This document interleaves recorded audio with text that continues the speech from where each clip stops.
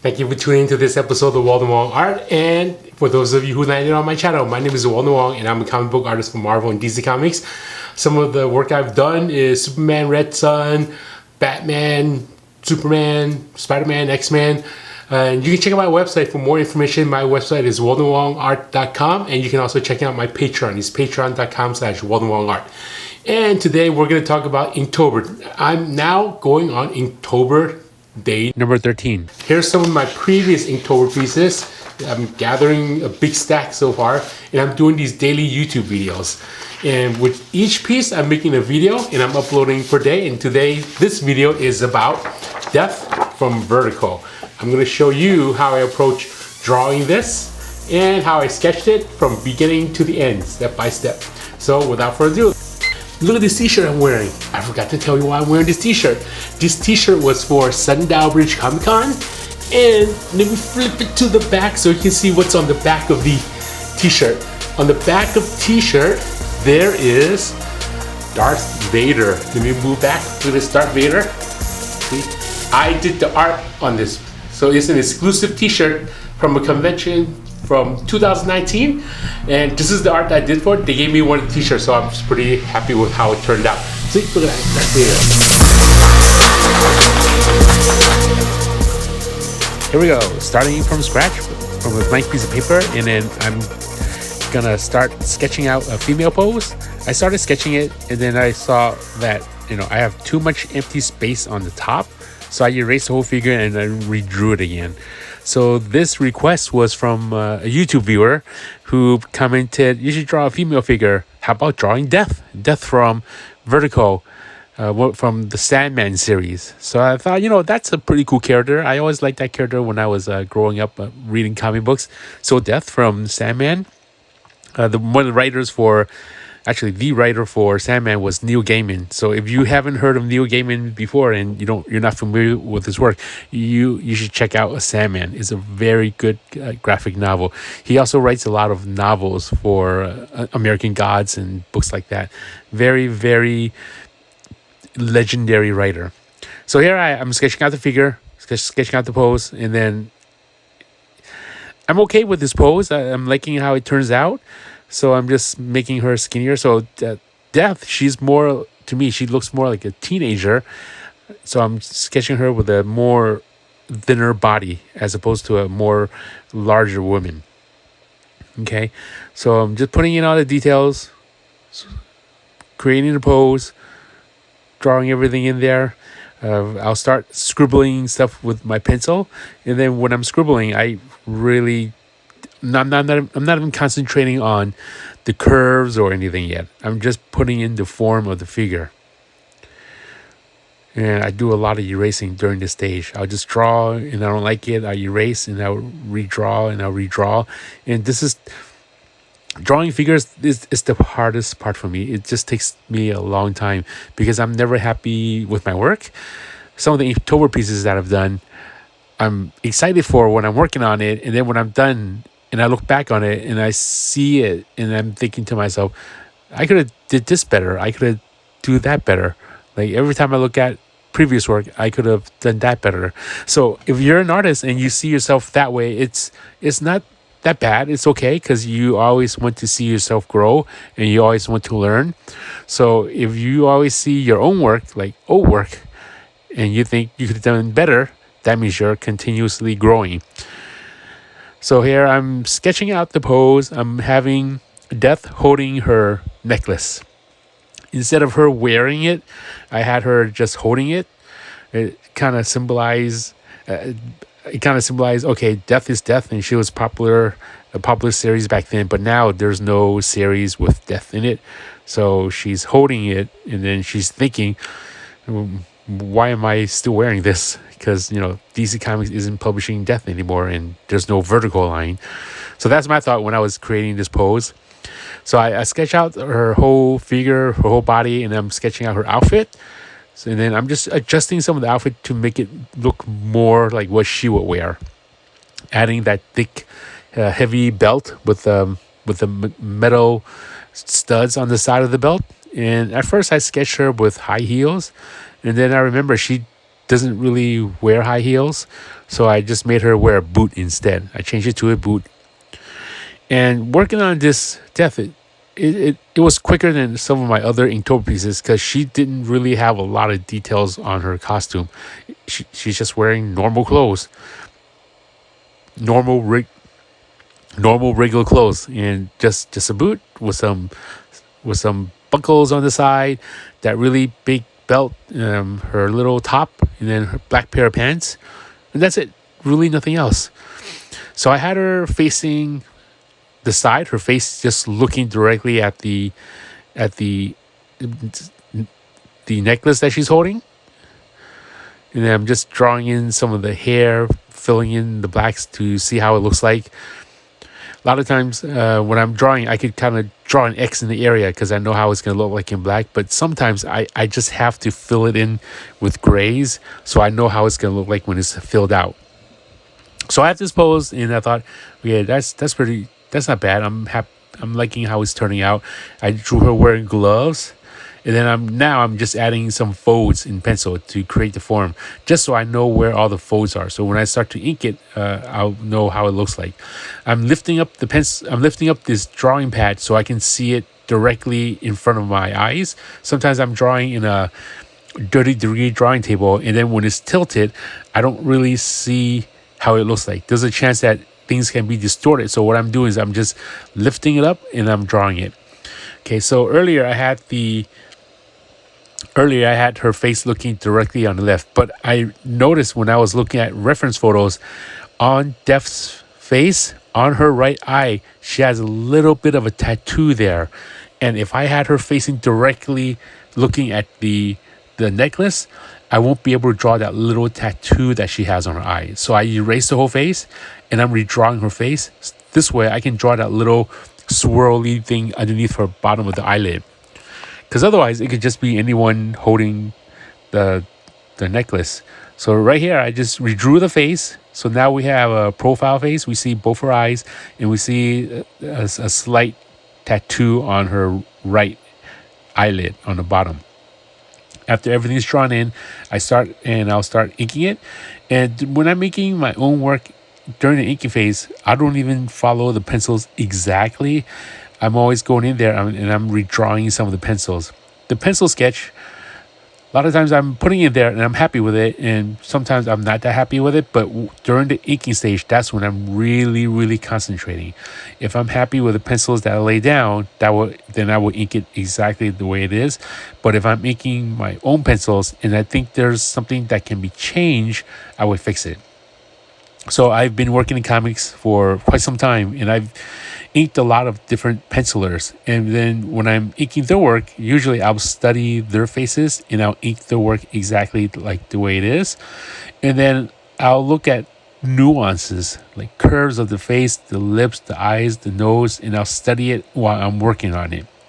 And then when I'm inking my work, I'm also putting myself in an inker's shoes where I'm inking someone else's pencil. So now I know I'm inking my own pencils, but I'm separating myself as if I'm inking someone else's work, and I'm seeing myself as that penciler who doesn't know how to draw that well, and I'm going in there and I'm fixing his work. You see the difference between just tracing your own work and then you're inking someone's work to make it better? I'm going in there and I'm adding more details as I go to try to make it even better. So I'm actually inking and I'm not just tracing. So here I'm using the micron, and then I'm going in there and adding and drawing the details of the buckles on her boots. And after using the micron, I would just use the brush. And from this phase, I'm just going to use the brush exclusively for the rest of the video. I'll start adding in the shadows of her glove and minding what areas of her costume, her outfit is going to be black. So I will add a little halo around those areas. I'm going to rip this page off of the spiral book so I can start spinning it. I'll start taping certain areas of the glove, and I'll just start filling in all the black areas. And during this stage, I'm also thinking about where the light is, if there's any secondary light, and if there's a glare, and just looking at certain areas to see where I can add the blacks the shadow area, and where I need to separate the blacks. As an inker, if you're just inking everything completely black, sometimes black in front will mesh with black in back, and you won't see that image at all. So what you should do is go in there and separate inked areas, 2 separate ink areas with a halo, a white line that helps separate. So inking, and like what a lot of people think, inking is an art form. You're just going in there and you're trying to make the art better. You're trying to make the pencil line better than what it was before. You're going in there and you're fixing any errors that's there, and you're just enhancing the pencil art. You're not changing it completely. You're just enhancing it to make it look a little bit better. So after inking the outlines of her figure, which I call the holding line, I'm going in there and I'm inking the outfit that she's wearing, and I'm leaving white lines in between to represent folds on her shirt that she's wearing. So there's a light source and then there's a shadow. So just squiggly lines, and then those lines I'm adding, they're just random lines to just indicate that there's folds. Even on the pants, instead of inking the side of her leg completely smooth where it goes around the knees, I'm adding some folds around that knees area. So I'm just making some bumpy lines around that. So I'm going in there, I'm inking in taper lines to give that belt a little bit of a shine. The belt, that extra part of the belt, and then going in there and filling in all the black areas of the belt around the studs. I could have just filled everything completely back and then use a white pen and ink that out, and I just decided to just go around the black areas. Go around the white stud areas. And here I'm just marking the area, doing the holding line, inking all the squiggly lines on the pants, and this was pretty fun. From what I've been seeing, when she's wearing her black outfit and black pants, everything is completely black. Everything is completely black. So that would have been an easy Inktober piece, but I decided I'm just going to go in there and add some wrinkles to the knees just to make it not completely black, to show more form of her outfit. So this part's done. I'm just holding my bottle of ink with my left hand. A lot of times when I know that I'm somewhat done, and then I'm just going in there and I'm just filling in ink areas, I will just hold the bottle of ink on my left hand. You need to be very careful. Make sure you don't spill that ink, or if you dip too fast and you're pulling the ink out too fast, there's a chance that you can splatter the ink by accident on the side of the bottle, or if you dip too much and too much ink is going to drop. Just be careful when you do that. Yeah, I've been inking for some time, so I know how the ink works and how much ink I'm dipping. So I'm more confident when I'm holding the artwork directly on top of the artwork. But as anyone, you shouldn't really do what I'm doing. I'll have a separate table, and usually I'll put that bottle of ink on a separate table when I need to use both hands. After inking the whole body, I'm now going in there and I'm gonna start inking the hair. I'm gonna start following the flow of the hair, making sure that the flow is consistent. No squiggly lines, no shaky lines, no lines that are cross-hatching. Just make sure those lines flow. And I'm creating halos. Again, a halo is white lines that separate 2 inked areas. When I do that, it shows more of the form of the hair as opposed to just one big blob of black hair. So I'm going there, adding strands behind her head, behind her neck area. And then when you're inking, there's one thing to keep track of. With these big areas that I'm inking, it does take maybe a few seconds for it to dry. That is why I constantly spin the page. When I ink a certain area and before it's dried, I want to move my hand away from the head, away from any of the ink areas, because you never know if your hand might touch an ink area. And this does take a little bit of practice. Once you practice inking a lot, you know how long it takes an ink to dry and how fast for it to completely dry. So that way when you're inking, you can just move your hand around from the inked area. So now that everything's done, I'll get the knead eraser, erase all the gray areas, and all the stubborn areas, I'll use the vinyl eraser and I'll just start and erase all of that.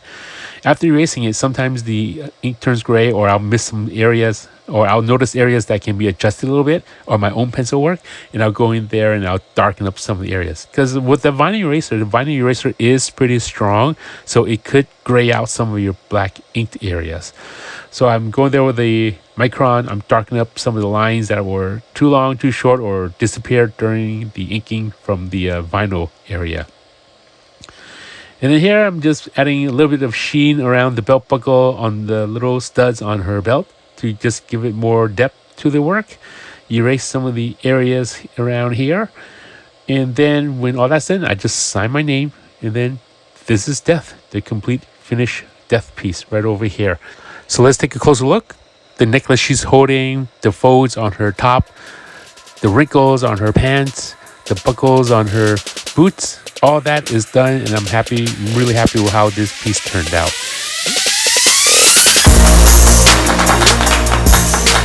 Okay, so there you have it. That's me working on this Death piece, a vertical comic book character. It's a very fun character, the first Inktober piece with a female character. So I hope you enjoyed me working on this. And some of the Inktober pieces that I worked on, it's already sold, and I'm going to be shipping this out today. So there was a Sentinel that was sold, there was a Superman that was sold, as well as a Thanos that was sold. You can check out my website. My website, there's a shop section, so if you're interested in getting any of these Inktober pieces, you can go there and check it out, and you can order them. I also have this I'm going to be shipping out to a collector in France. He also purchased 2 original art pages from me. These are pages. This is one's from Star Wars Q Gone, right up here. And he also is going to be getting some limited edition prints, and I'm going to sign them and have them shipped. So I hope you enjoyed this video. Please like, share, and subscribe to my channel if you haven't done so already. Hit that notification bell so when I upload a new video, especially my daily videos, you'll be one of the first to get the notification, and you can watch it before everyone else does. And I hope my videos inspire you to do art. Hope you enjoy comic book work, and I'm really looking forward to comic book conventions opening up again, because I really miss meeting people at conventions. So until it's safe and I get to go to a convention again, hopefully I'll get to see you sometime. Take care. Bye-bye.